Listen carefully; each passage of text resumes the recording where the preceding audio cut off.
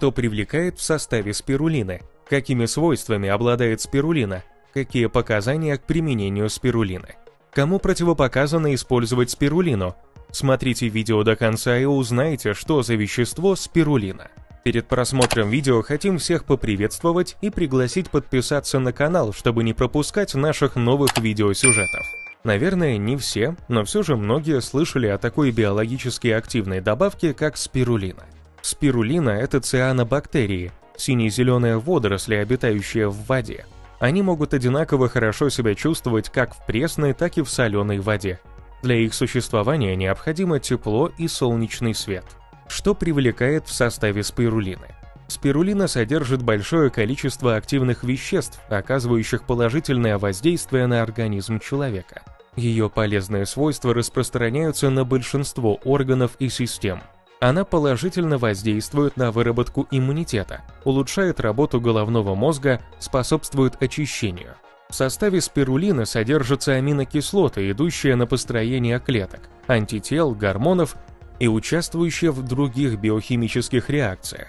Хлорофилл, окрашивающий добавку в зеленый цвет, помогает клеткам печени и обладает возможностью останавливать мутации. Содержащийся в ней фикоцианин помогает работе иммунитета. В спирулине содержится гораздо большая концентрация витаминов, минералов, ферментов, чем в любом другом продукте животного или растительного происхождения. Состав спирулины позволяет использовать этот продукт с профилактической и лечебной целью. Какими свойствами обладает спирулина? Конечно, такой богатый состав определяет весьма обширные возможности пищевой добавки. Ее влияние на организм проявляется в следующем: стимуляция роста и развития кишечной микрофлоры, оптимизация ее состава, создание условий для размножения и активной полезной деятельности бактерий толстой кишки, способствует совершенствованию иммунитета, приводит к повышению активности синтеза антител, противовирусных факторов, нормализует образование активных лимфоцитов, очищает организм от ядов и токсинов, нейтрализует воздействие радиации, помогает восстановиться после проведения химиотерапии, приема различных препаратов, алкогольной и любой другой интоксикации. Повышает скорость метаболизма, способствует расщеплению жиров и углеводов, что положительно сказывается на концентрации холестерина и глюкозы в крови. Является сильнейшим антиоксидантом, способствующим преобладанию восстановительных реакций над окислительными, что приводит к омоложению и нейтрализации воспаления. Какие показания к применению спирулины? Препарат, изготовленный из сине-зеленых водорослей, получил широкое распространение во всем мире, поскольку показания к его применению носят и лечебный, и оздоровительный характер. Для удобства спирулину выпускают в виде порошка и таблеток.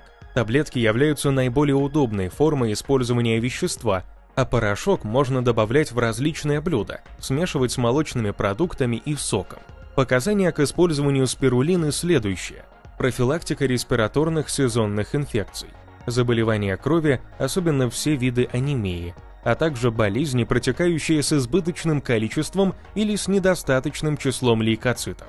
Любые хронические заболевания почек, печени, желудочно-кишечного тракта, сердца, сосудов, онкозаболевания, болезни соединительной ткани, урологические и гинекологические проблемы, при различных видах интоксикации, в период планирования беременности, при сбоях в гормональном статусе, для ускорения роста в подростковом возрасте и замедлению процессов старения в пожилом, при нарушениях жирового и углеводного обменов, с целью профилактики болезней опорно-двигательного аппарата.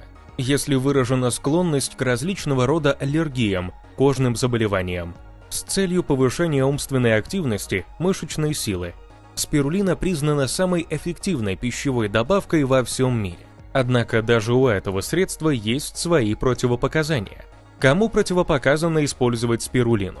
Добавка не назначается в случае проведения активной терапии с применением антибиотиков, иммуномодуляторов, химиопрепаратов, поскольку будет стараться нейтрализовать препараты, чем уменьшить необходимое терапевтическое воздействие. Возможно использование спирулины после окончания курса лечения для восстановления организма и нейтрализации побочных действий препаратов.